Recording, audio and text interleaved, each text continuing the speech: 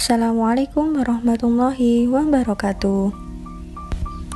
Video ini dibuat untuk memenuhi tugas mata kuliah Akuntansi 1 dosen pengampu Bapak Ahmad Fadil Mediwinata SEMM. Kami dari kelompok 4 akan menjelaskan tentang ekuitas atau equity. Saya Nuraini dengan NIM 1830203133 sebagai pemateri 1 yang akan menjelaskan tentang pengertian ekuitas dan karakteristik ekuitas. Pengertian ekuitas. Ikatan Akuntansi Indonesia mendefinisikan ekuitas sebagai hak residual atas aktiva perusahaan setelah dikurangi semua kewajiban. Karena didefinisikan atas dasar aset dan kewajiban, nilai ekuitas juga bergantung pada bagaimana aset dan kewajiban diukur. Karakteristik ekuitas. 1. Ekuitas sama dengan aktiva neto. Maksudnya, selisih antara aktiva perusahaan dengan hutang perusahaan. 2.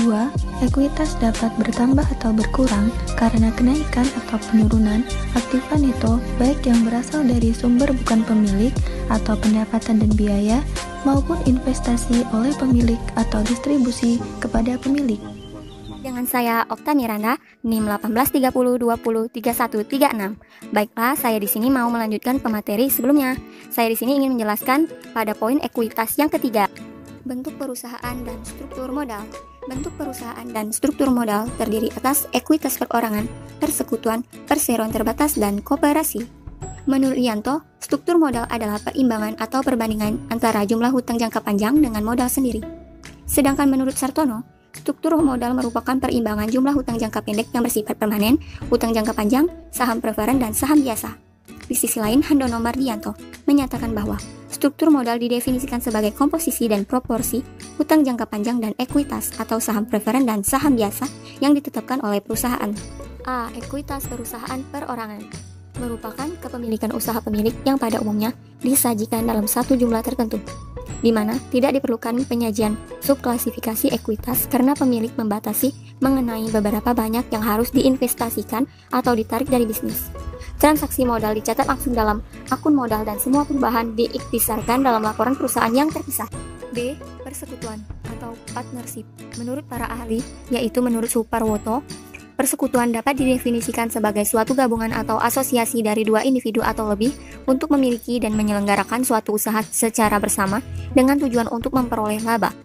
C. Pengertian perseroan terbatas. Pengertian perseroan terbatas secara umum adalah suatu unit atau badan usaha berbadan hukum yang mana modalnya terkumpul dari berbagai saham dan setiap pemiliknya memiliki bagian dari banyaknya lembar saham yang dimiliki oleh masing-masing investor. D. Ekuitas koperasi.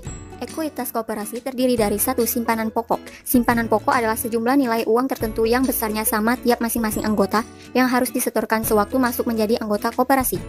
2.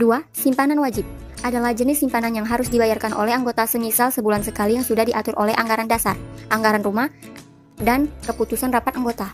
3. Simpanan lain merupakan simpanan yang mempunyai karakteristik yang sama dengan simpanan pokok, wajib, cadangan, SHU. 4. Modal sumbangan adalah sejumlah barang atau uang yang dihibahkan dari pihak lain yang tidak mengikat. 5.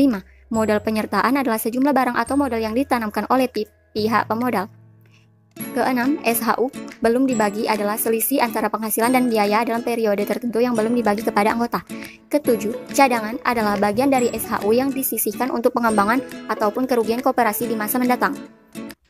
Halo semuanya, saya Nia Martina dengan NIM 1830203131, pemateri ketiga.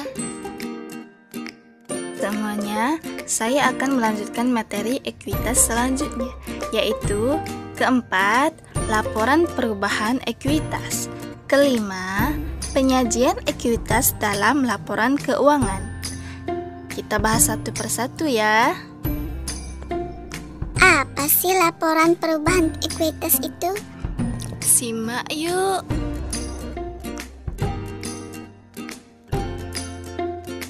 Laporan perubahan ekuitas adalah laporan keuangan yang mengajukan perubahan modal suatu perusahaan dalam satu periode tertentu. Selanjutnya, penyajian ekuitas dalam laporan keuangan. Menurut PSAK nomor 21, penyajian ekuitas meliputi penyajian dalam bentuk modal dan saldo laba. Modal disajikan dalam neraca setelah pos kewajiban. Tujuan penyajian ekuitas dalam laporan keuangan itu untuk apa? Penyajian ekuitas dalam laporan keuangan bertujuan menyediakan informasi tentang riwayat serta prospek investasi pemilik dan pemegang ekuitas lainnya.